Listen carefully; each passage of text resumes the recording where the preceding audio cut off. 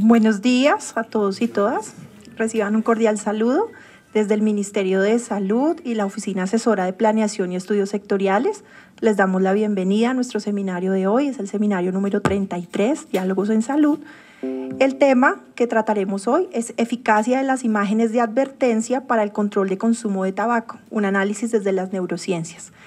Entonces vamos a hacer una pequeña introducción, algunos antecedentes y luego procederemos ya a la presentación.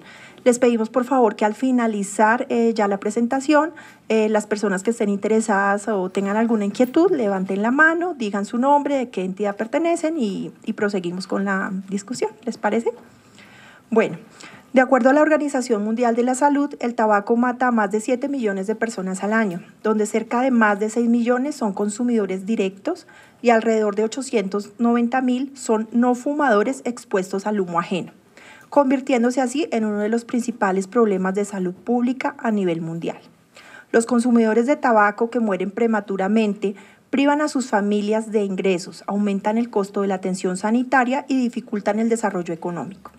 Teniendo en cuenta este panorama, la Organización Mundial de la Salud busca avanzar en la lucha contra el tabaco de tal forma que en el año 2005 entró en vigor el Convenio Marco para el Control del Tabaco, donde actualmente ha inscrito 180 países, convirtiéndose así en un hito en la promoción de la salud pública.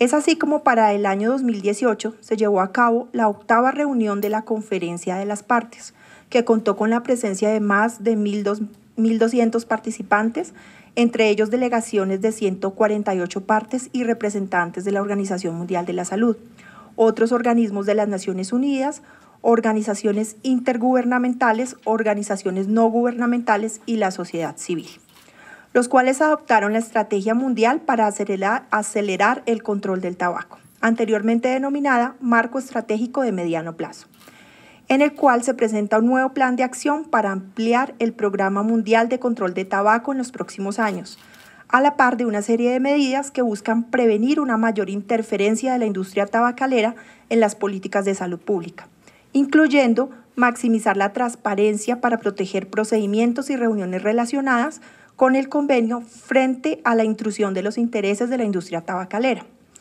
El 31 de mayo de cada año, la Organización Mundial de la Salud y sus asociados celebran el Día Mundial sin Tabaco. La campaña de este año se centra en el tabaco y la salud pulmonar, cuyo propósito es concientizar sobre los riesgos que suponen el tabaquismo y la exposición al tabaco, al humo de tabaco ajeno, los peligros particulares del tabaquismo para la salud pulmonar, la carga de letalidad y morbilidad a nivel mundial de las enfermedades pulmonares causadas por el tabaco, incluidas las enfermedades respiratorias crónicas y el cáncer de pulmón. Las nuevas pruebas sobre la relación entre el tabaquismo y las muertes por tuberculosis. Los efectos de la exposición al humo de tabaco ajeno sobre la salud pulmonar de las personas en los diferentes grupos de edad.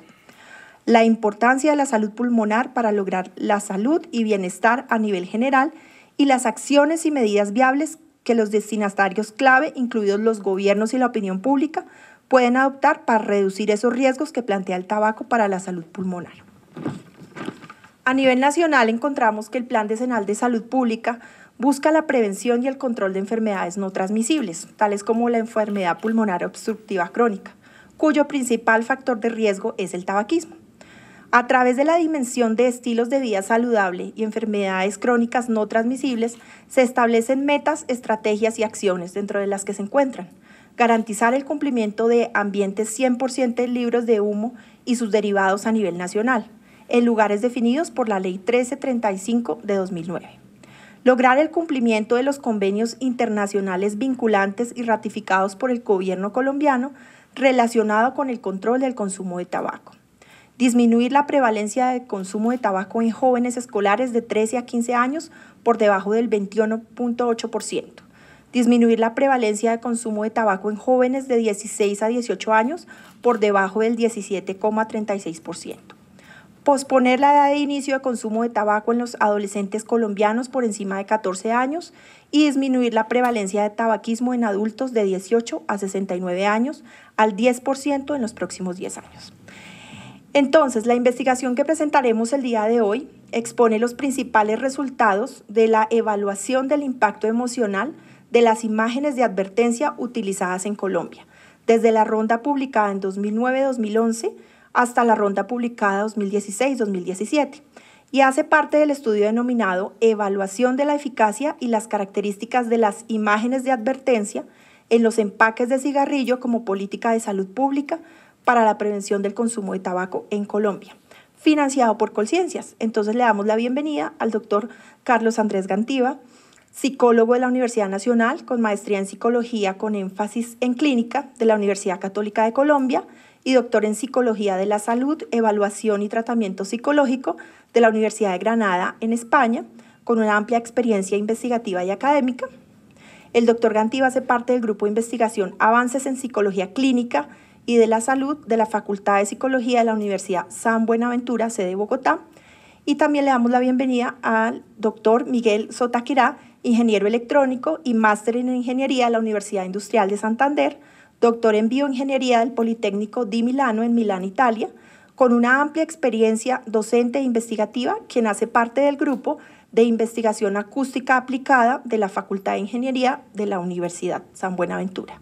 Entonces, aprovechamos para darle la bienvenida al director de investigaciones de la Universidad San Buenaventura. Muchísimas gracias por acompañarnos. Este espacio es de ustedes para poder divulgar todas aquellas investigaciones que consideren pertinentes. Entonces, procedamos. Muchas gracias.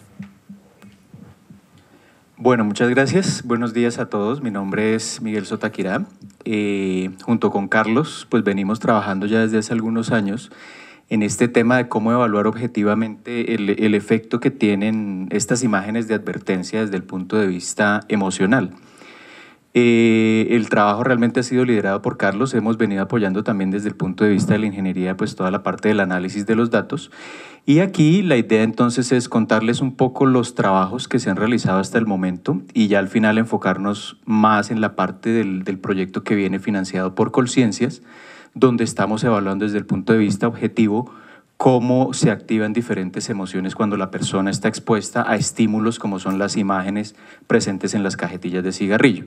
Entonces ese es como el objetivo. Yo los voy a contextualizar aquí inicialmente en toda la problemática y los vacíos que hemos visto a lo largo de estos años que existen acá en el país y cómo el proyecto que estamos desarrollando ahora pues busca llenar un poco esos vacíos que existen actualmente. Perdón que esto no... Ya, listo. Acá están unas estadísticas del año 2016 de la Organización Mundial de la Salud, donde nos muestran precisamente el top 10 de las principales causas de muerte a nivel mundial, donde podemos ver que está, por ejemplo, daños al sistema cardiovascular, infartos cardíacos, problemas pulmonares, problemas respiratorios, problemas de Alzheimer, cáncer en la tráquea, en los bronquios, cáncer pulmonar. 10 de las principales causas, de las cuales podemos resaltar aquí que de esas 10, 4 de ellas, inicialmente las 3 iniciales, las 3 de la parte de arriba, no funciona.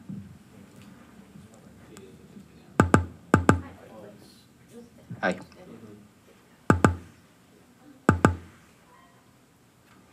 Déjeme reviso si... No.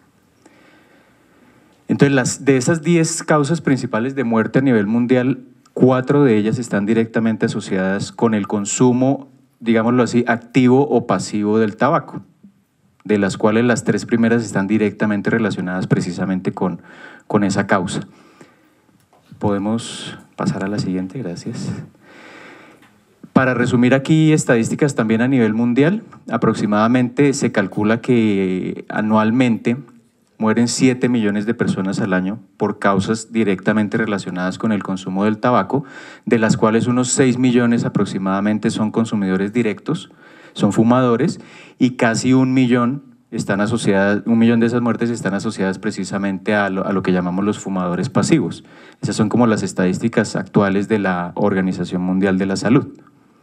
Siguiente, por favor. En el año 2002 se estableció el convenio marco para el control del tabaco. Ese convenio marco estableció una serie de estrategias que, digamos, el acrónimo de esas estrategias es EMPOWER, y involucra 6 diferentes tipos de estrategias enfocadas en última, reducir el consumo del tabaco y mitigar, digamos, o reducir también la edad de iniciación al consumo del tabaco a nivel mundial. Dentro de esas 6 estrategias hay una particularmente que está enfocada en desmotivar el consumo del tabaco y concientizar a las personas de los riesgos del consumo del tabaco. Es el artículo 11 que tiene que ver precisamente con el empaquetamiento y etiquetado de las cajetillas de cigarrillo. Eso fue en el año 2002. Sigamos, por favor. En el año 2009 aparece la ley antitabaco acá en Colombia, que precisamente pretende o lo que busca es implementar precisamente las políticas que establece la Organización Mundial de la Salud en términos de estas estrategias para reducir el consumo de tabaco. Es la ley 1335 del año 2009. Entonces, desde ese año ya lo que hemos empezado a ver es que las cajetillas de cigarrillo pues tienen unos mensajes de advertencia, unas imágenes y un texto de advertencia que lo que busca es precisamente desmotivar el consumo, informar a las personas sobre las posibles consecuencias que va a tener el consumo de tabaco y obviamente disminuir el atractivo de los empaques. En esa ley está establecido que el tamaño de esas imágenes y el texto de advertencia debe ocupar un 30% de la carátula del área de la carátula de la cajetilla de cigarrillo, que eso es acorde con el mínimo establecido por el Ministerio, por la Organización Mundial de la Salud en el marco del control antitabaco, establecido allá en el año 2002. Sigamos, por favor. Bien, entonces, en esta serie de estudios que ahora les va a empezar a presentar el profesor Carlos Gantiva, lo que hemos es intentado evaluar la efectividad de esas imágenes y textos de advertencia. Específicamente nos hemos enfocado en las imágenes, en primer lugar, que han venido publicándose desde el año 2009 hasta el año 2017. Anualmente el Ministerio de Salud genera una ronda de imágenes, son 6 imágenes en total, a las cuales las tabacaleras tienen acceso y están obligadas a publicar esas imágenes en las cajetillas de cigarrillo. Pero hasta el momento lo que hemos visto es que no se ha evaluado la efectividad que tienen esas imágenes desde el punto de vista del impacto emocional que genera en las personas ver ese tipo de imágenes. Entonces les vamos a presentar una serie de estudios. Todos ellos, digamos, hacen un análisis objetivo desde diferentes puntos de vista de las neurociencias y la psicología, y con esto lo que buscamos es precisamente mostrar que existen ya evidencias a nivel nacional de que estas imágenes tienen un cierto impacto, pero que todavía hay unas ciertas limitaciones y barreras que tenemos que buscar eliminar para que la política pública de control del tabaco acá a nivel nacional tenga un impacto mucho más significativo en la población que está afectada por este tipo de consumo. Entonces, Carlos va a comenzar a hablarles ya de la parte más psicológica y todas las bases relacionadas con la motivación y la emoción, y luego empezaremos a hablar ya del proyecto de investigación que tenemos con Colciencias. Entonces, los dejo con Carlos.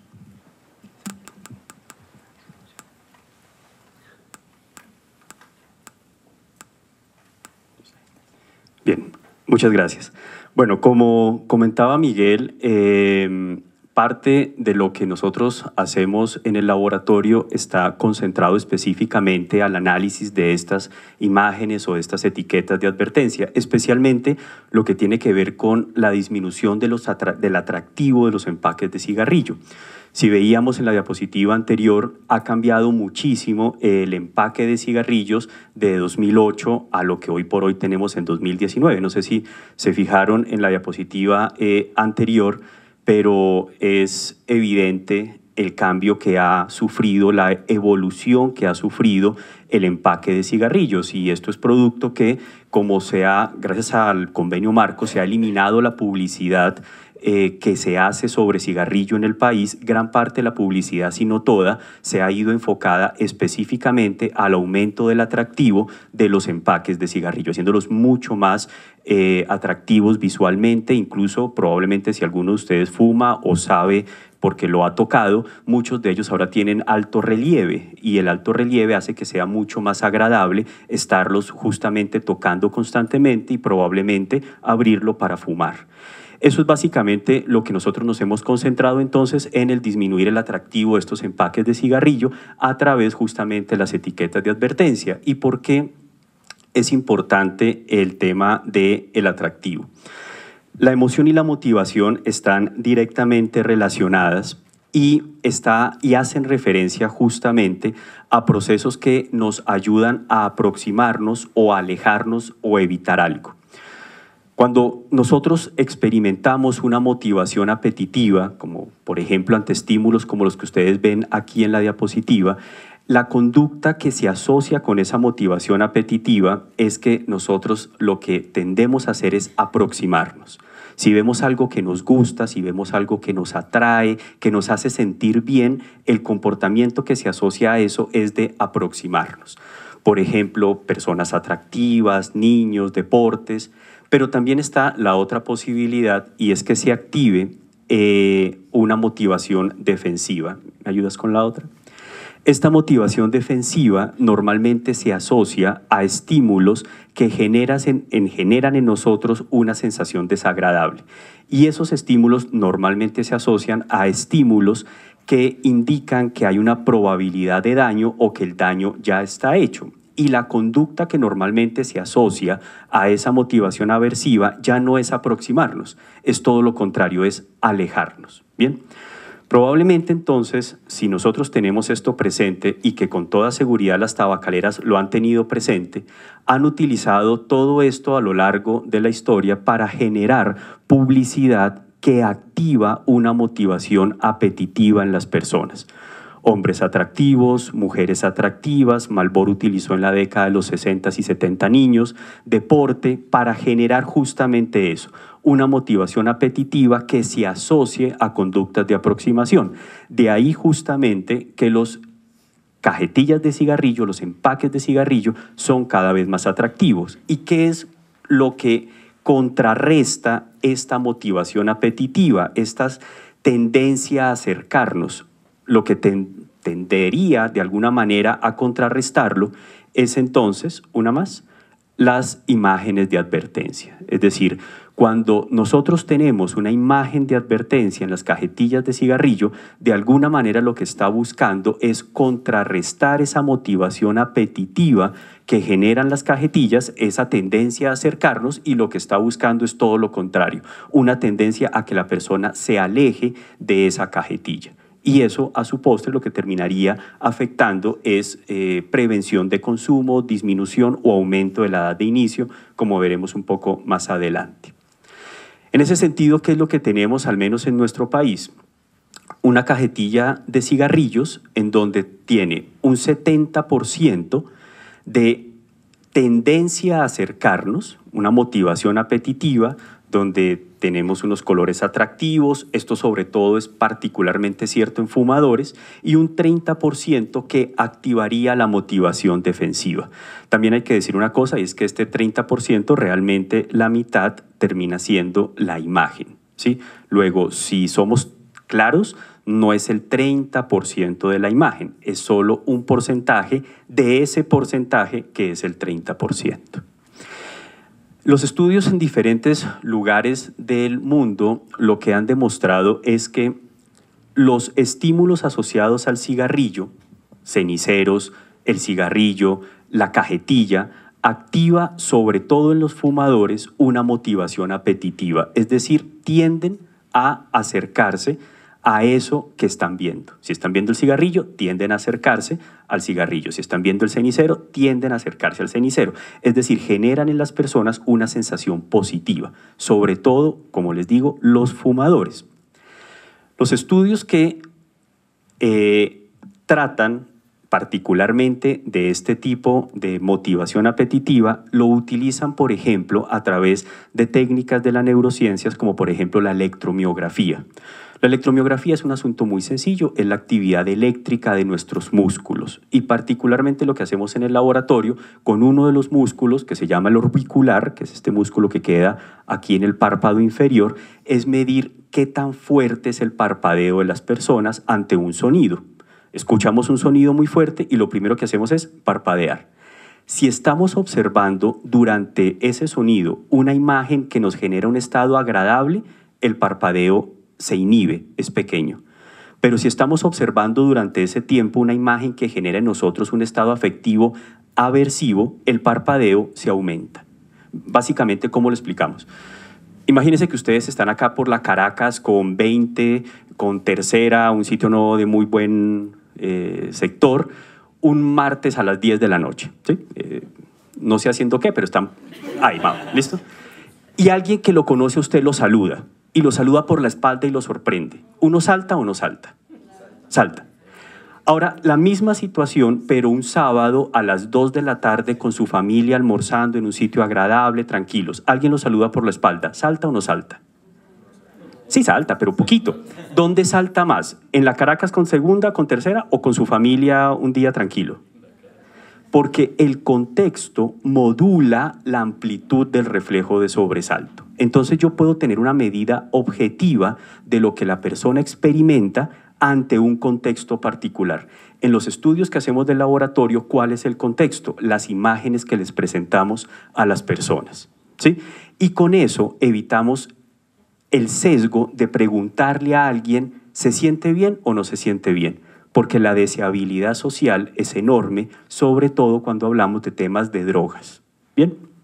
Esa es una de las técnicas que utilizamos y los estudios que han trabajado con fumadores han demostrado que los estímulos asociados al cigarrillo inhiben el reflejo de sobresalto, sobre todo en fumadores, que significa que la persona experimenta un estado afectivo positivo, apetitivo, lo que se asocia, vuelvo y les digo, con aproximación. ¿Qué es lo que pasa con las etiquetas de advertencia? La mayoría de estudios se estaban realizando a través de medidas de autorreporte y eso fue lo primero que hicimos, es decir, lo que hasta ahora teníamos datos era a través de instrumentos que nos medían, por ejemplo, valencia, arousal y dominancia, que son temas que ahorita hablaremos, que básicamente es cómo me siento cuando veo la imagen, qué tan intensa es esa emoción y qué tanto logro controlar lo que siento. Los estudios inicialmente se hicieron en Brasil y en Europa y mostraban las imágenes de advertencia.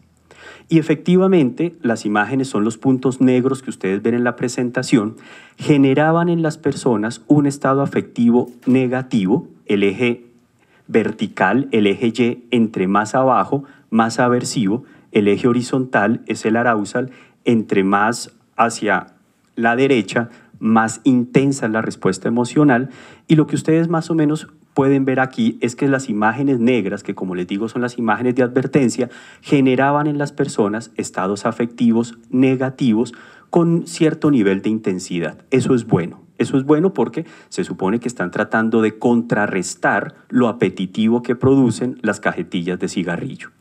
Sin embargo, lo que nos preguntamos es que las personas no veían, y este fue el primer estudio que hicimos, Andrea, en el 2016, más o menos, ¿te acuerdas?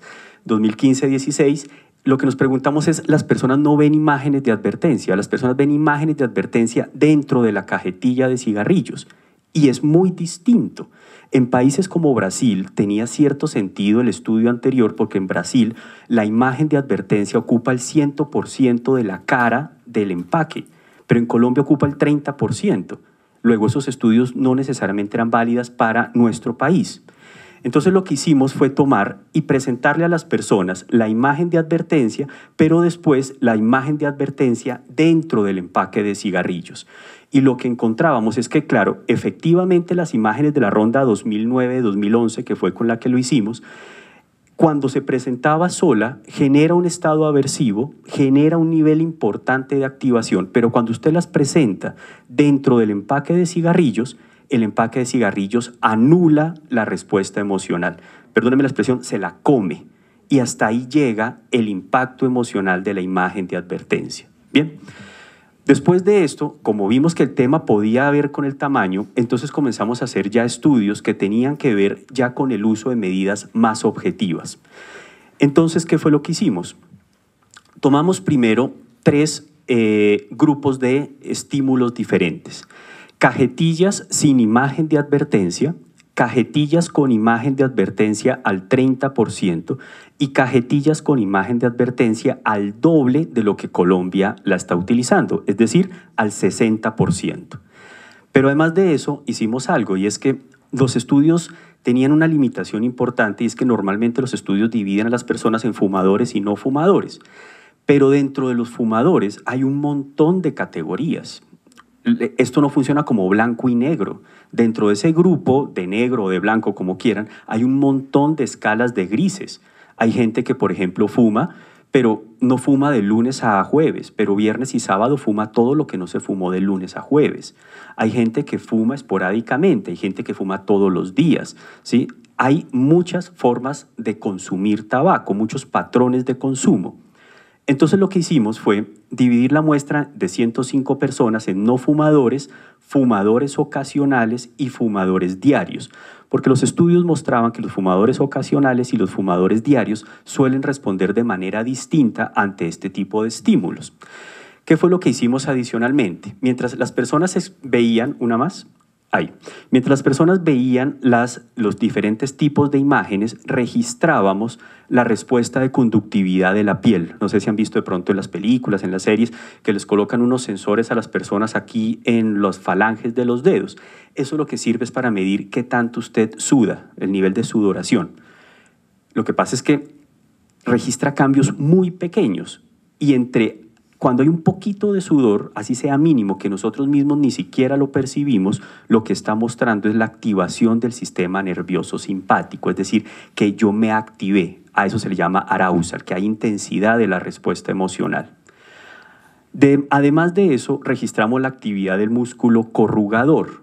El corrugador es esto que tenemos acá. Cuando algo no nos gusta, normalmente hacemos esto, ¿sí? Arrugamos acá. Cuando algo me gusta, normalmente activamos el cigomático, sonreímos un poco, ¿sí? Luego, aquí tenemos un muy buen indicador de qué tanto me activa el estímulo. Aquí, de qué tanta respuesta, qué tanto estado aversivo yo experimento cuando veo el estímulo.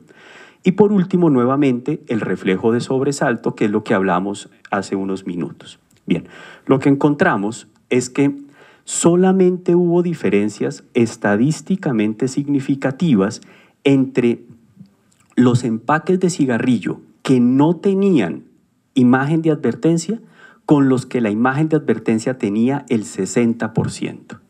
Es decir, si queremos una fuerte respuesta emocional y una sensación aversiva, desagradable en las personas, que se asocie con que la persona evite la cajetilla de cigarrillos, probablemente el 30% no va a ser el tamaño más adecuado. Porque miren que nunca hubo diferencias. Las barras oscuras es el empaque de cigarrillo sin imagen de advertencia, las grises al 30% y las blancas al 60%. Si ustedes se dan cuenta, nunca hubo diferencias significativas entre oscuro y gris claro. Nunca. Luego, probablemente lo que nos está mostrando este dato es que el 30% debemos aumentarlo. Es decir, algo que probablemente, y lo digo por conocimiento de causa directo, personas como Andrea, personas como Lorena Calderón, que vienen trabajando en esto desde hace mucho más tiempo que yo, es algo que han venido intentando hacer y creo que esto de alguna manera está diciendo ese es el camino correcto. Si lo que queremos es una respuesta emocional intensa y que las personas tiendan a evitar, el 30% probablemente no sea el tamaño más efectivo. Hay que hacer una salvedad también. Miren que es el 30% completo. Lo que realmente, como decíamos al inicio de la presentación, lo que realmente nosotros observamos hoy por hoy no es una imagen del 30%, es una imagen que debe estar alrededor del 12%, porque además hay un marco negro que está en las etiquetas y todo eso va, digamos, disminuyendo el impacto.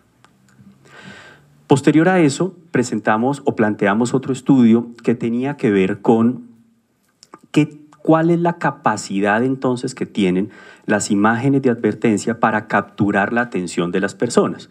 Ya sabíamos que parece que se logran activar, que logran generar un estado aversivo cuando las imágenes son del 60%, pero lo otro que era fundamental saber es, logran capturar la atención cuando usted, cuando su hijo, cuando su hermano va en un supermercado o en una tienda, ve la imagen de advertencia o lo que ve es la parte que dice Lucky Strike. ¿Qué es lo que la gente ve?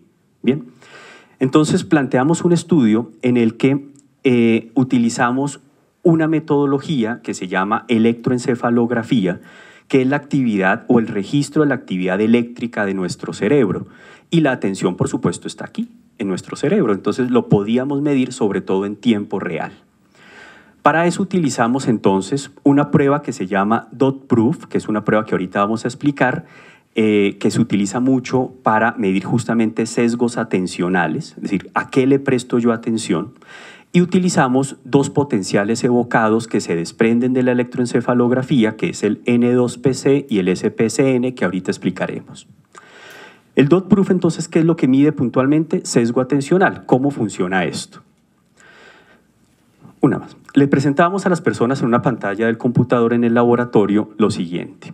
Dos imágenes, una a cada extremo de la pantalla, ¿verdad? Normalmente uno le prestaría como hombre más atención a la banca, ¿verdad? Es lo que uno inmediatamente pensaría. Y esas imágenes se presentan en periodos muy cortos de tiempo, alrededor en este estudio de 700 milisegundos. Y posteriormente, en uno de los lugares en donde estaba la imagen, aparece un punto. Entonces, ¿qué es lo que ocurre? Si el punto aparece a mi derecha, la persona tiene que oprimir una tecla. Si el punto aparece a mi izquierda, la persona tiene que oprimir otra tecla. Si lo que captura mi atención es la imagen del flanco derecho y el punto aparece acá, yo rápidamente respondo. Pero si captura la imagen que está en mi flanco derecho y el punto aparece a mi izquierda, yo tengo que hacer esto y ahí sí responder. Entonces el tiempo de reacción es mayor. A menores tiempos de reacción, mayor captura atencional. A mayores tiempos de reacción, menor captura atencional. Bien, entonces es una prueba conductual que nos permite saber usted qué estaba mirando, su derecha o su izquierda. Bien. Bien. ¿Otra? Ahora eso lo hicimos ya pasado a lo que tiene que ver con nuestro objeto de estudio, que son las imágenes de advertencia. Tomamos entonces cajetillas de cigarrillo, la dividimos en un 50% exacto, el 50% superior, el 50% inferior, y hacíamos una tarea de Dot Proof, tal como se las acabo de contar. Aparecía un punto, la persona tenía que responder, exactamente como les acabo de decir. Bien, sigamos. Y mientras tanto registramos la electroencefalografía de estos dos potenciales. El potencial N2PC, la N es porque es negativo. Sí, es decir, es una onda negativa. El 2 es porque ocurre a los 200 milisegundos. Es decir, este potencial nos permite saber qué pasa en nuestra cabeza a los 200 milisegundos, a qué le presto atención. Por eso es tan fuerte o tan poderosa esta técnica, porque es tiempo real. La P, porque es posterior, es decir, es un potencial que ocurre en mi región parietal, occipital. Y la C, porque es contralateral. ¿Qué significa eso? Que si yo lo que miro es a la derecha, se activa mi parte izquierda. Y si lo que yo miro es a la izquierda, se activa mi parte derecha. ¿Bien? El siguiente es el SPSN, que es exactamente el N2PC, pero que estudia el mantenimiento de la atención. El primero me dice yo hacia dónde miré rápidamente. Y el segundo me dice, ¿mantuvo o no mantuvo su atención? Y es exactamente igual. Funciona en la parte posterior, contralateral y es negativo. ¿Listo? Es exactamente igual. Bien, estos son los resultados que encontramos en grupo de fumadores y no fumadores. Entre grupos, exactamente al igual que el estudio anterior que les conté, no hubo ninguna diferencia. Es decir, no parece, al menos entre fumadores y no fumadores, haber diferencias en el sesgo atencional. ¿Qué fue lo que encontramos? Si ustedes miran en la parte superior, las dos gráficas superiores, tenemos no fumadores y fumadores ante etiqueta de advertencia. Si ustedes miran la línea negra, que es el potencial, en ningún momento está en la parte negativa. ¿Lo ven? En ningún momento llega y está por debajo de cero. Es decir, que ni el N2PC ni el SPSN se presenta ante la etiqueta de advertencia. Pero si ahora miran las dos inferiores, que es ante la marca de cigarrillos, acá sí hay negatividad y aquí también hay negatividad. En otras palabras, la marca de cigarrillos captura la atención, mas no la etiqueta de advertencia. ¿Sí? Eso es cierto hasta los 700 milisegundos. pero cuando miramos, cuando ya la persona responde, acuérdense que el dot proof, lo que les conté, la persona tiene que oprimir una tecla de acuerdo a dónde aparece. Cuando ya medimos la respuesta, ahora el tiempo de reacción sí es menor ante la etiqueta de advertencia. Ahí sí es menor. Y si ustedes hacen memoria, se acordarán que les dije que menores tiempos de reacción, mayor sesgo atencional. ¿Qué significa eso? Estos datos lo que sugieren es que al inicio, alrededor desde los 0 hasta los 700 milisegundos, las personas, fumadoras o no fumadoras, al menos los de este estudio, veían la marca de cigarrillos, el 50% que va hacia arriba. Y después, alrededor de los 1200 milisegundos, el foco atencional cambiaba y ahora sí las personas miraban la etiqueta de advertencia. Eso no está nada mal, nada mal. Digamos, para personas no fumadoras está bastante bien, porque recuerden que el no fumador, cuando ve la marca de cigarrillos, no experimenta algo muy positivo, no le dan ganas de fumar, es un no fumador. Luego, probablemente esto está mostrando que como estrategia para prevenir, para disminuir la incidencia, es decir, el número de casos nuevos, probablemente vamos bastante bien. Pero probablemente también esté mostrando lo que muchos otros estudios a nivel mundial han mostrado, y es que para fumadores probablemente no es la estrategia más efectiva, ¿sí? A mi juicio eso no la hace poco efectiva, es decir, es muy importante disminuir el número de casos nuevos e incluso aumentar la edad de inicio, ¿bien? Luego, probablemente este dato lo que nos esté mostrando es un foco del cambio atencional. El primer segundo la persona mira hacia la marca y después de eso mira hacia la etiqueta. Un segundo sí sería suficiente para que un fumador rápidamente comience a experimentar este fenómeno que se conoce como craving, que es estas ganas de fumar, este deseo por consumir la sustancia. Muy bien, y ahora sí ya tenemos finalmente el estudio que venimos desarrollando actualmente con el apoyo de Colciencias. Miguel, ¿hacemos una? Sí, listo. Bueno, como comentaba Miguel inicialmente, este estudio que ya tiene el apoyo de Colciencias tuvo o ha tenido un objetivo fundamental, y es poder estudiar en un primer estudio el impacto emocional que han tenido las imágenes de advertencia desde el 2009 hasta el 2017. Tenemos otros estudios que están en curso y pues lo hablábamos con Andrea y con Lorena, nos gustaría tener otro espacio ya para mostrar específicamente estos otros resultados. Aquí inicialmente les podemos mostrar el que ya finalizamos para no generar algo que puede ser un poco incómodo, y es dar resultados preliminares para después estar diciendo lo que dijimos por allá en mayo, no, ya no es así. Cuando los datos los tenemos completos en noviembre resulta que cambió el análisis, entonces preferimos solamente mostrar lo que ya está finalizado. Muy bien, entonces lo que hicimos fue tener una evaluación de este impacto emocional de 2009 a 2017. Siguiente. Bien, y esto lo hicimos a partir de entender qué es emoción. Las emociones son predisposiciones para la acción, es decir, cuando yo me emociono, la emoción me prepara para hacer algo. Nadie se emociona para quedarse quieto. Si usted le da asco, eso le prepara para alejarse. Si usted le da alegría, le prepara para acercarse. Si usted siente miedo, lo prepara para huir o para defenderse. Bien, todas las emociones nos preparan para algo. Y las emociones tienen 3 dimensiones que podemos evaluar de manera muy objetiva, tanto con medidas de autorreporte como con medidas fisiológicas. La primera es la valencia, que es lo que hemos venido hablando. Cuando yo experimento algo apetitivo, tiendo a acercarme.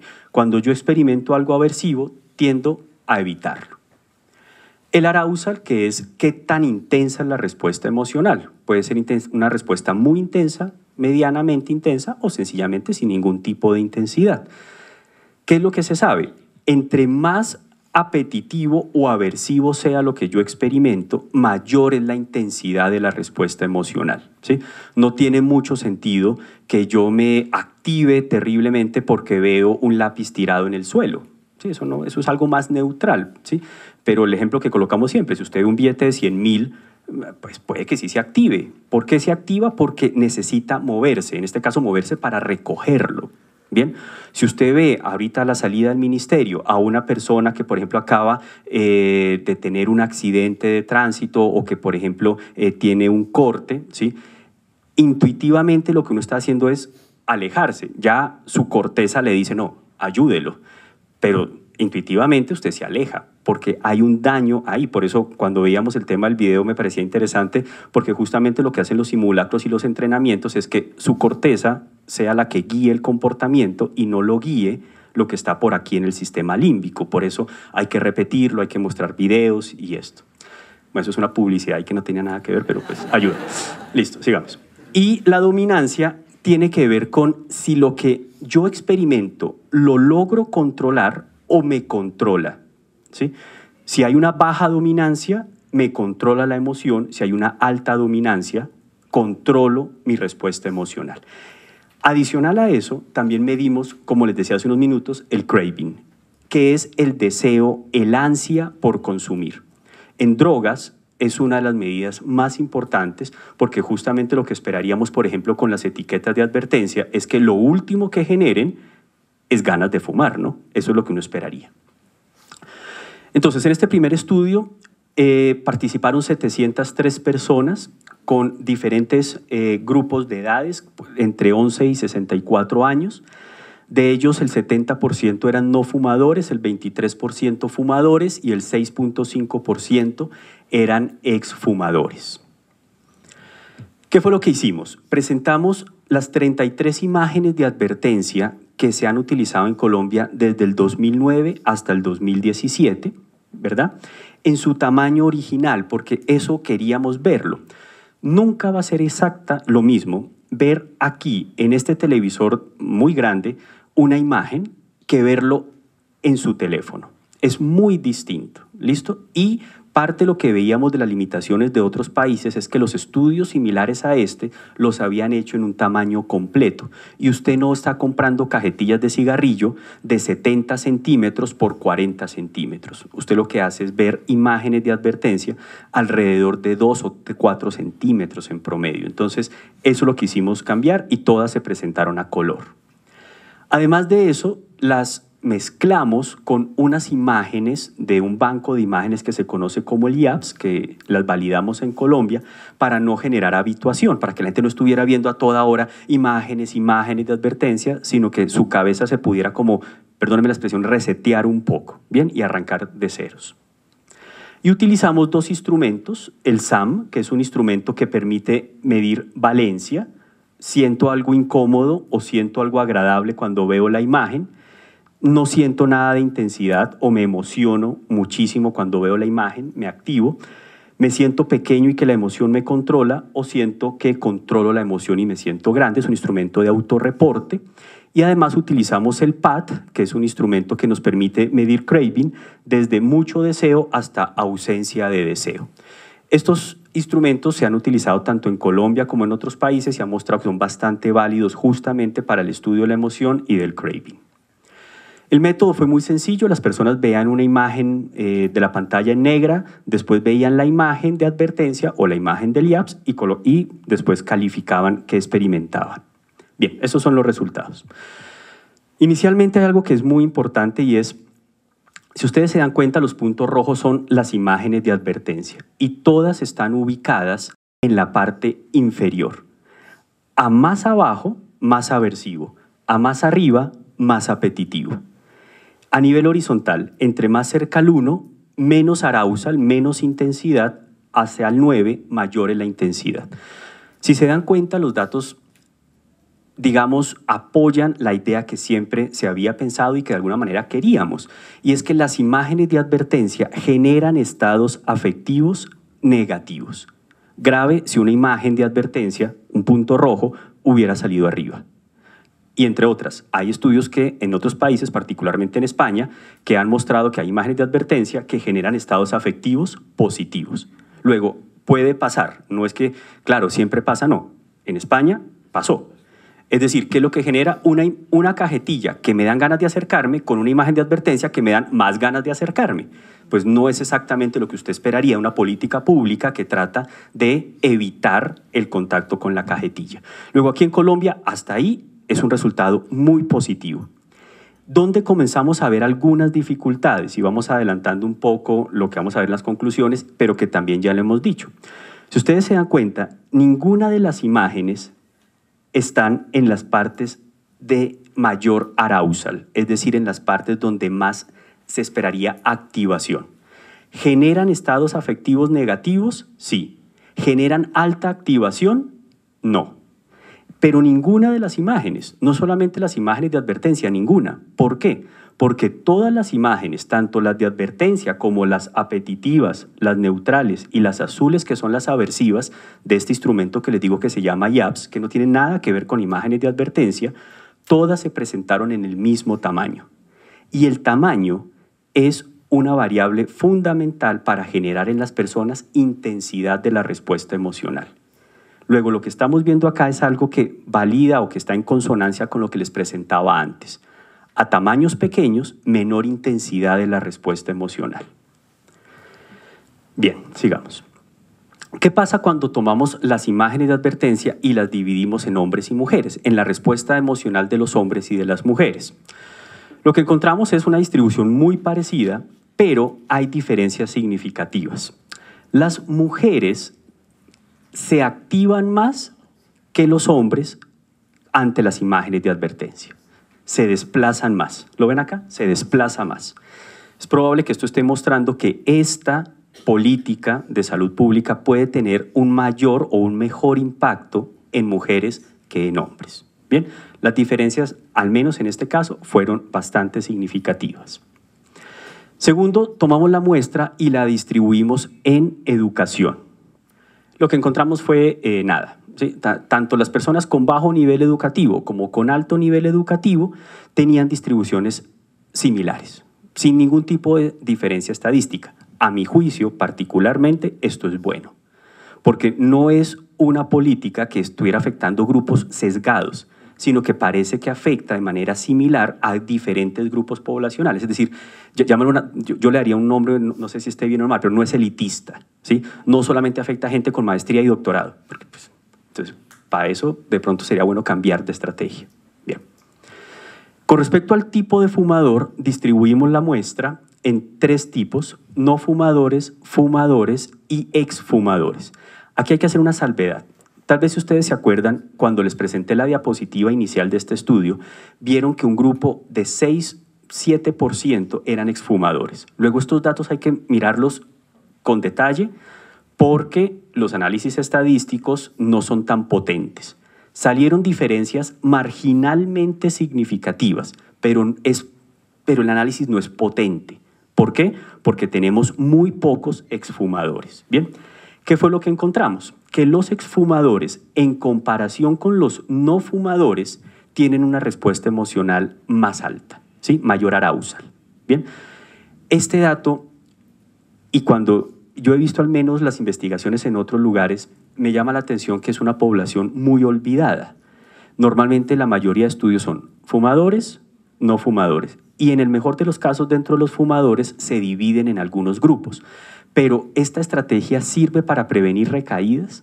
Eso es un tema que valdría la pena trabajar con más cuidado. En este estudio, como les digo, el resultado es marginalmente significativo. El poder del efecto del análisis no es muy alto por el tamaño de la muestra, recuerden, de los exfumadores, pero creo que de alguna manera sí está diciendo algo está pasando acá y valdría la pena hacer un análisis más juicioso con una población más grande, porque es probable que estas personas sí se vean afectadas positivamente de esta política pública para prevenir recaídas, y eso también sería interesante. La edad. Con respecto a la edad, siguiente, no encontramos nada.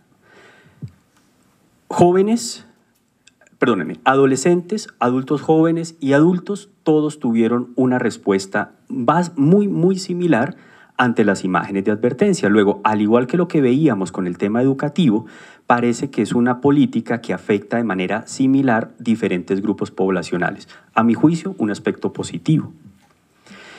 Y puntualmente con respecto al contenido, que es uno de los temas que nos interesa mucho, lo que hicimos fue entonces tomar las imágenes de advertencia y las dividimos en 4 contenidos distintos. Los contenidos que muestran cáncer, enfermedad cardiovascular, aborto y enfermedades en niños. Lo que encontramos es que las imágenes que muestran cáncer y enfermedades en niños fueron las que generaron la mayor respuesta aversiva y el mayor nivel de activación, que si bien es cierto, sabemos que no es muy alto, fíjense que aquí no hay nada, en todo caso es mayor que las demás, ¿sí? Estadísticamente significativo también. Probablemente esto esté diciendo que ese contenido puede ser el más efectivo para generar esa respuesta que estaríamos buscando. Analizamos todos los años, desde 2009 a 2016, y el año que tuvo los mejores resultados fue el 2015. En el año 2015 fueron las imágenes de advertencia que generaron una valencia más aversiva, recuerden que entre más abajo, más aversiva, un mayor nivel de arousal, puede que no sea muy alto, pero fue el mayor, una menor percepción de dominancia, y esto fue significativo en los 3 casos, lo que indica que en el 2015 se hizo algo bueno. La estrategia que utilizó el ministerio, cómo se hizo, quién lo hizo, salió bien. Es decir, algo en el 2015 salió bastante bien. Y no hubo diferencias en ningún momento en craving. Es decir, las imágenes de advertencia, como se dan cuenta, generan prácticamente nada de deseo por fumar, lo que vuelve a ser positivo. Sería, vuelvo y les digo, muy raro que una imagen que busca prevenir el consumo de cigarrillo genere en las personas ganas de fumar. ¿Bien? Hicimos un ranking de las imágenes de advertencia, de las 33, desde la más efectiva hasta la menos efectiva. Acá solamente les vamos a mostrar 2 grupos. Las más efectivas, ¿por qué cogimos 6? Porque la ronda está compuesta por 6. Entonces, ¿cómo sería, perdónenme un poco tal vez la pretensión, pero la ronda perfecta, según el estudio que hicimos, ¿sí? Serían estas 6 imágenes de acá, ¿sí? Imágenes de 2009, 13, 15, 14, 16, 13 y 15 nuevamente. Imágenes que son las que generaron en las personas un estado afectivo más negativo y, segundo, mayor arousal. Es decir, las que de alguna manera generan en las personas una respuesta de evitación hacia la cajetilla. Y las 6 menos efectivas, menos eficaces, serían estas 6 de aquí. Ya, pues, por supuesto, esta información la tiene el ministerio y pues la idea, por supuesto, es seguir trabajando en conjunto para optimizar un poco estos resultados y verlos plasmados ya en las políticas de aquí a futuro. Bien, ya para finalizar entonces algunas conclusiones muy puntuales. Primero, como ha pasado en todos los países, esto no es un tema de Colombia, para nada. Entre más restricciones a la publicidad hay, los empaques de cigarrillos son cada vez más atractivos. Esto no es un tema Colombia, eso pasa en todos los países del mundo, donde el convenio marco está firmado. Yo, francamente, Andrea, no sé cuántos países sean, no sé si tú lo sepas. En general, no son muchos los que tienen la prohibición total. Colombia, por ejemplo, es uno de los pocos países de la región de las Américas. Lo que sí hay, muy diverso en casi todos los países del convenio marco, son restricciones parciales que no han demostrado mayor efectividad. La mejor alternativa es la prohibición total, tal y como la tenemos en Colombia. Okay. Y esto, pues seguramente en estos países que comenta Andrea, evidentemente ha generado que el empaque que veíamos hace 10 años ha evolucionado de manera drástica con lo que vemos hoy por hoy.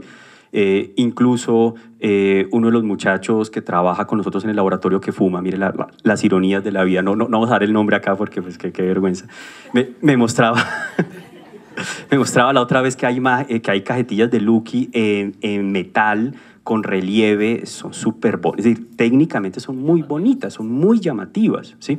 Entonces, todo esto de alguna manera creo que no es un tema de Colombia, es un tema que pasa en la mayoría de países que, como comenta Andrea, tiene estas restricciones. ¿Qué es lo que tenemos a nivel Colombia? De las 33 imágenes que evaluamos, el 72% podríamos decir que son efectivas para generar estados emocionales aversivos. Es decir, sirven para que cuando usted vea eso le den ganas de alejarse. Hasta ahí va muy bien. Sin embargo, ¿cuál es el gran problema? El 81% de esas imágenes generan poca intensidad en la respuesta emocional, poca. Luego puede que me genere la sensación aversiva, incómoda, que me den ganas de alejarme, pero la intensidad es mínima. Luego yo me aguanto las ganas de alejarme. Y eso particularmente es importante en fumadores o en gente que está interesada en comenzar a fumar. ¿Bien? Luego probablemente lo digo por los estudios, pero puntualmente lo que vimos en el laboratorio y en el estudio es que eso tiene que ver con una sola palabra, el tamaño. El tamaño no permite generar intensidad en la respuesta emocional. ¿Bien?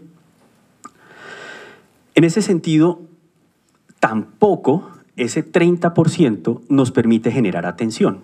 Entonces, tenemos dificultades porque no nos activa, tenemos dificultades porque no nos captura la atención y tiene toda la lógica del mundo. ¿Qué es lo que nos captura la atención? Lo que me activa. Si no me activara, pues no me genera atención. Luego una cosa inevitablemente está anclada a la otra.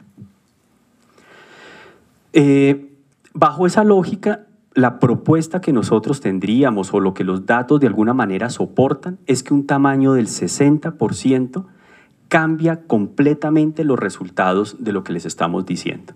Si como país, si como comunidad civil, académica, en fin, el Estado como tal, comienza a presionar y comienza a mostrar evidencia que el tamaño acá sí que importa, lo que estamos entonces proponiendo de alguna manera es que se aumente a un 60%. Es decir, los datos son bastante sólidos en mostrar que un 60% harían de esta política una política mucho más efectiva.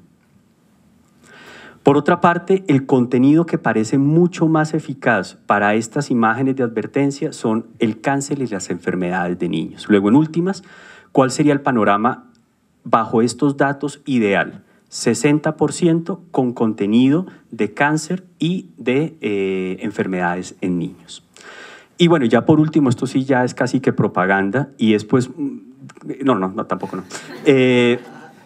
Pues invitarlos también como a ver que este tipo de estudios desde las neurociencias nos pueden aportar conocimiento a políticas públicas, que es en últimas con lo que Miguel hemos trabajado en los últimos años y ahora sí, la mayoría de los muchachos que, miren, si no es por los muchachos que trabajan en la universidad, esto sería inviable, ¿sí? Entonces, pues muchos de ellos están acá y pues realmente es a ellos a los que hay que agradecerles. Bueno, muy amables por su atención, gracias.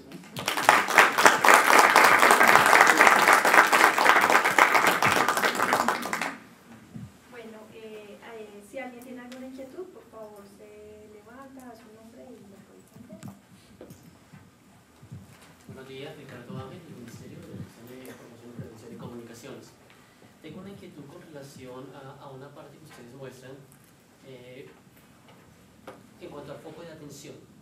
Si uno invirtiera la forma en que está, quiero decir, la advertencia sanitaria fuera en la parte superior y la marca fuera abajo, ¿modificarían alguna comportamiento?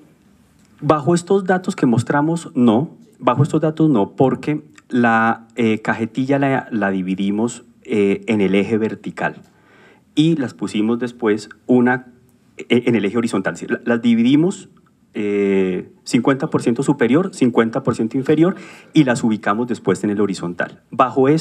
Con este estudio la respuesta sería no, pero sí hay un pero importante. Hay un estudio en Brasil donde ellos muestran que parte para una forma de medir si algo me permite, me motiva a acercarme o alejarme. Ellos lo hacen a través de un instrumento que construyeron muy puntual, donde le presentan la imagen y la persona tiene que hacer un clic, tiene que hacer un movimiento, que es algo que con Miguel hemos venido también como construyendo un aparato para... Él ha venido construyendo un aparato para eso, yo no, ¿sí? Que es para medir el tema del movimiento. ¿Listo? En Brasil eso ya hicieron con algunas modificaciones y lo que mostraron es que cuando usted abre la cajetilla, usted la tiene que abrir por la parte superior. Luego, inevitablemente, si usted coloca la imagen o la etiqueta, la coloca en la parte superior, dificulta más el movimiento de apertura porque usted tiene que tocar algo que le genera desagrado, ¿sí? Le pongo un ejemplo puntual. Yo le tengo muchísimo miedo a los insectos, cucarachas, arañas, todo ese tipo de cosas, ¿sí? Y si, por ejemplo, en el teléfono sale algún tipo de noticia donde yo tengo que cambiarla, tengo que subirla, a mí me cuesta trabajo tocar porque tengo que tocar de alguna manera lo que no me gusta. Entonces yo lo hago por los laditos para no tocarlo, ¿sí? Sería una estrategia muy interesante que se podría jugar con las etiquetas de advertencia. Su ubicación puede ser una muy buena estrategia para potenciar el efecto en sí mismo de la política. Yo hablaba con Lorena hace unos días que nos vimos en una reunión, que otra forma de jugar es que no necesariamente tiene que ser 50% para imagen y 50% para texto. ¿Por qué no se juega con un 70-30? ¿Sí? Ese tipo de elementos, digamos, dentro de lo legal que permite el sistema, son cosas que uno podría de alguna manera implementar para potenciar la medida.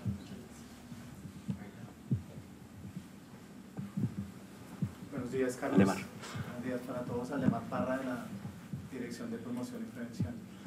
Una pregunta y un comentario. La pregunta es relacionada con los tamaños muestrales. ¿Qué tan, digamos, válidos han sido los tamaños muestrales con relación a la población en general y con relación a la población habitualmente fumadora? No me queda claro, me parecen tamaños pequeños, pero no sé si estadísticamente están suficientemente soportados en términos de representatividad. Y lo segundo, teniendo claro que la conducta no está mediada solamente por el esquema emocional, sino también el tema cognitivo tiene mucho que ver, ¿qué tan importante podría resultar para este tipo de investigaciones la incorporación de un análisis más, no solo desde las neurociencias, sino desde el análisis de las ciencias de la conducta? Que me parece que cada vez que tú señalabas las explicaciones del estudio, yo me pensaba, bueno, una cosa es que yo me retrotraiga, que evite, digamos, el contacto con la imagen, pero otra cosa es que realmente se dé un cambio de conducta en esa intencionalidad de consumir, porque puede que mi estrategia de evitación sea no mirar la imagen, sea no tener demasiado contacto con el empaque, pero sí llegar a la conducta de consumo como tal. Entonces, es más una observación lo segundo. Perfecto. De acuerdo. Con respecto a lo primero, el tamaño de las muestras, en este tipo de estudios, especialmente los de laboratorio, no buscan representatividad, lo que buscan es control experimental. Entonces, en este tipo de estudios hay que tomar una decisión. O tienes representatividad y sacrificas control experimental, entonces tienes un montón de variables extrañas que, digamos, entre comillas, destruyen el poder del análisis estadístico. O por otra parte, incrementas el control completo, pero disminuye representatividad.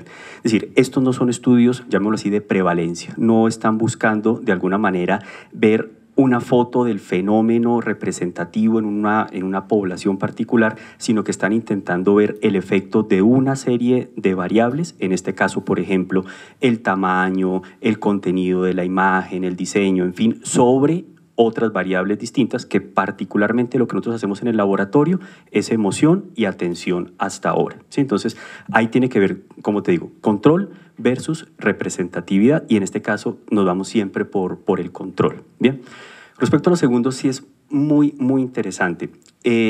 Evidentemente, la emoción es solamente una de las variables que nos explica el abandono de un hábito, en este caso el fumar, es una de las variables. Entre comillas, achacarle todo a las etiquetas de advertencia o a la respuesta emocional tampoco sería válido. Porque ¿qué pasa con el tema, por ejemplo, de los impuestos, que es una de las medidas también costo efectivas que se ha mostrado mucho más efectiva y eficiente para el manejo del consumo de cigarrillo? ¿Qué pasa con los hábitos saludables, con todos los procesos cognitivos que tú, por ejemplo, tienes con una de las frases más populares de algo me tengo que morir? Pues entonces me muero con lo que yo quiera, que es el cigarrillo. Entonces, todo ese tipo de factores cognitivos, por supuesto que influyen. Tener el panorama completo implicaría tener estudios de diferentes áreas y comenzar a mirar qué soporta cada uno. Esto soporta una parte, que es el componente emocional. Sí, sin duda. Sí. Mi nombre es Miriam Cala, yo trabajo en desarrollo organizacional. Cuando ustedes mostraban las imágenes que más impacto tienen y las que menos impacto, digamos, personalmente sentía o noté que las que más impacto tienen como mejores colores o colores más atractivos, y las que menos impacto tienen pues son casi a blanco y negro. ¿Qué tanto en el estudio pudieron identificar eso, digamos, para tenerlo en cuenta aquí, pues, para digamos, en el tema de política? Ninguno. La respuesta es ninguno. No, sí, nosotros no analizamos el componente visual, de colores, la paleta, ese no lo analizamos. Pero sin duda puede ser un elemento muy importante. En una de las reuniones que tuvimos del grupo, Alejandro, me acuerdo mucho, que es una de las personas que trabaja en el laboratorio, decía, ¿será que el fondo impacta sobre qué tanta atención usted le presta a la imagen? Andrea, si me ayudas, hay una ronda que tiene fondo amarillo. ¿Te acuerdas de qué año es? 2015 me parece, o 2016. 2016. ¿Será que el fondo amarillo influye en que la persona dirija su atención ahí? ¿Influye más el fondo negro, el fondo rojo, el blanco? Esa tendría que ser ya otro estudio que nos permita decir, listo, ya sabemos de pronto temas del tamaño, ya sabemos también temas de del contenido. Tendríamos que entrar a averiguar el fondo, cuál es su influencia. Digamos, en últimas, todo este tipo de metodologías, de alguna forma lo que intentan es apuntarle a lo mismo, y es tener la evidencia para tener la imagen perfecta, si es que eso existe, ¿sí? Pero ese dato puntualmente no lo tenemos ahora. Luis Fernando Alarcón, de la Secretaría de Salud. Sí, sin lugar a dudas, digamos que las imágenes y el tamaño sí importa. Digamos que recientemente nos presentaban con la OMS, digamos, algunos estudios para el tema de bebidas azucaradas. De hecho, ellos retoman muchos estudios también de tabaco para bebidas azucaradas, y yo creo que el efecto es muy similar. Entonces, por ejemplo, mostraban cuando aparecía la imagen de la fruta grande en el frutinio, colocamos, o en un paquete de estas bebidas, digamos, azucaradas. Si aparecía, digamos, la imagen de la fruta grande, pero dice el contenido que es mínimo, la persona cree que está consumiendo la fruta. Pero si no aparece la imagen, la persona no, digamos, ni siquiera digamos, relaciona la fruta con lo que está consumiendo. Entonces, hay una asociación bastante visual grande, y ya analizaban, digamos, hay estudios que analizan los colores y demás, cómo impacta. De hecho, para las etiquetas de bebidas azucaradas es determinante los colores. Y lo que da a determinar es que blanco y negro, fondo blanco sobre las letras negras en fondo blanco, en forma, digamos, triangular, creo que eso, circular, eso incide inclusive en las decisiones y en lo que usted relaciona. Entonces yo creo que se podrían también apoyar en ese tipo de estudios, de correlaciones que no necesariamente tenemos que hacerlos con tabaco, porque ya pues obviamente las imágenes, digamos, impactan de manera similar al cerebro.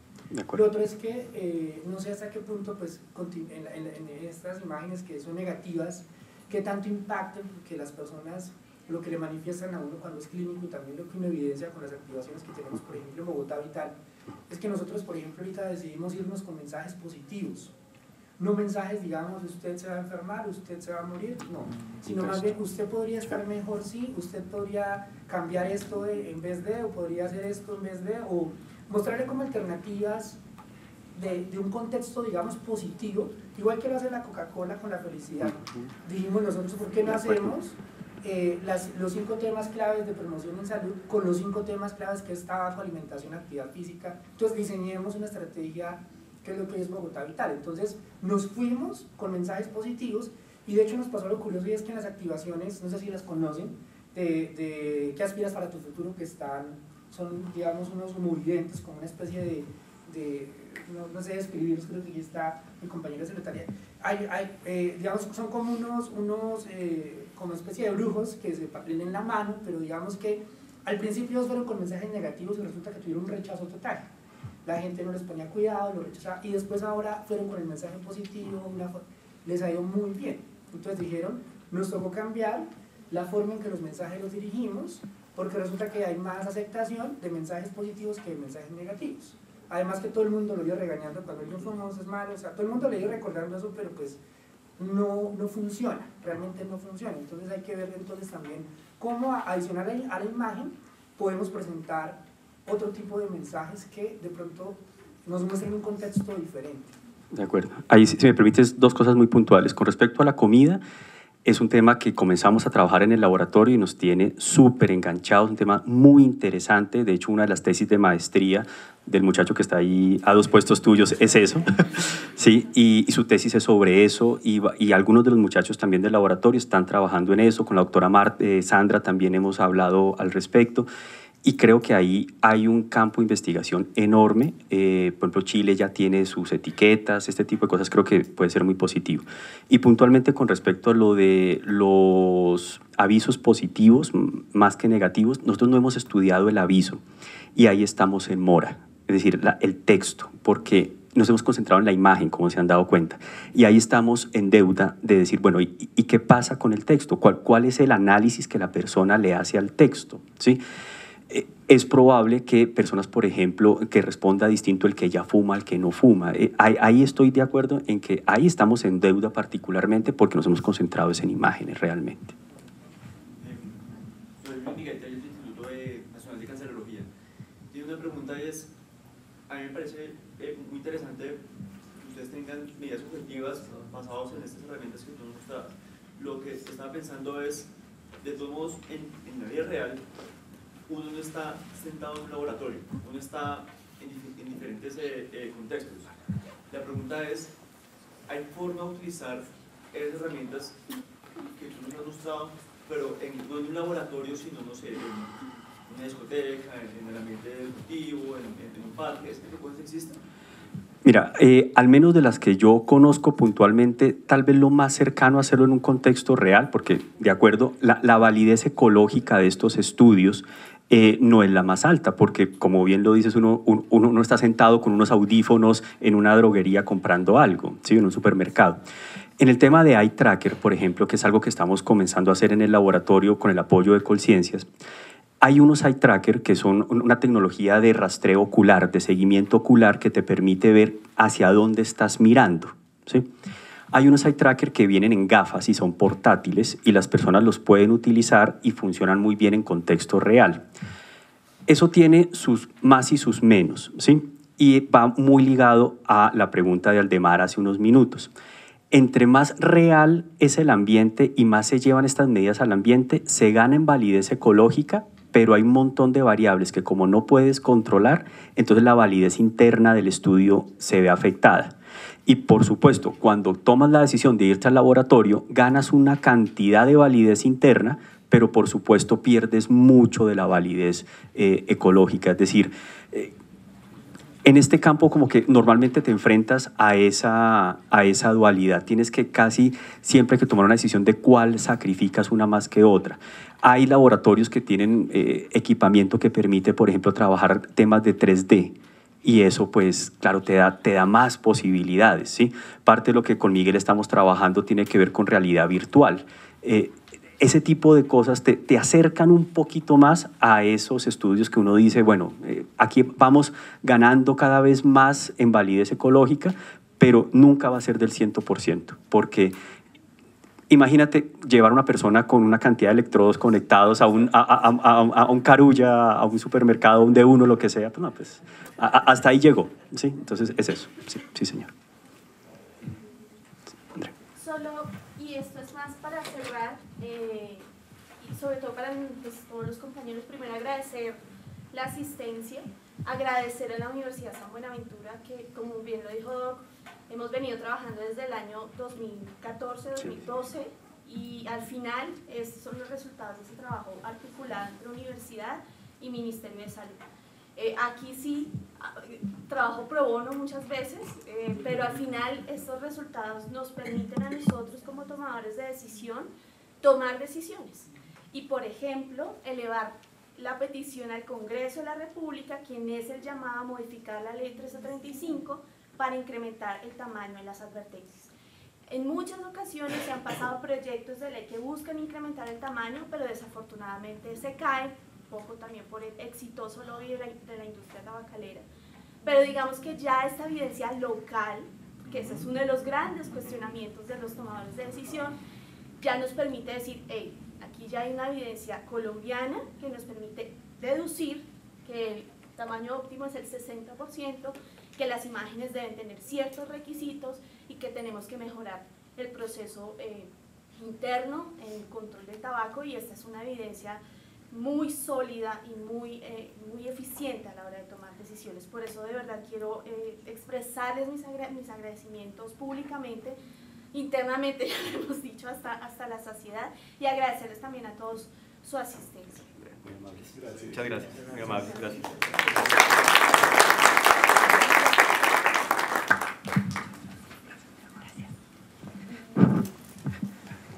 Bueno, como lo menciona Andrea, pues les agradecemos a todos. Corroboramos una vez más que pues este espacio sirve para la articulación de los diversos actores. Vemos que aquí no solo hay personas que hacen parte del ministerio, sino también de otras entidades, de la academia, de grupos de investigación, estudiantes que están en formación. Entonces, nuevamente, pues les damos la bienvenida. Aprovechamos para hacer una cuña, y es que si están interesados en querer divulgar su estudio, su investigación en este espacio, son bienvenidos, está abierto a ustedes, se realiza los primeros jueves de cada mes, entre los meses de febrero y noviembre. Entonces, pues muchísimas gracias a todos, muy amables.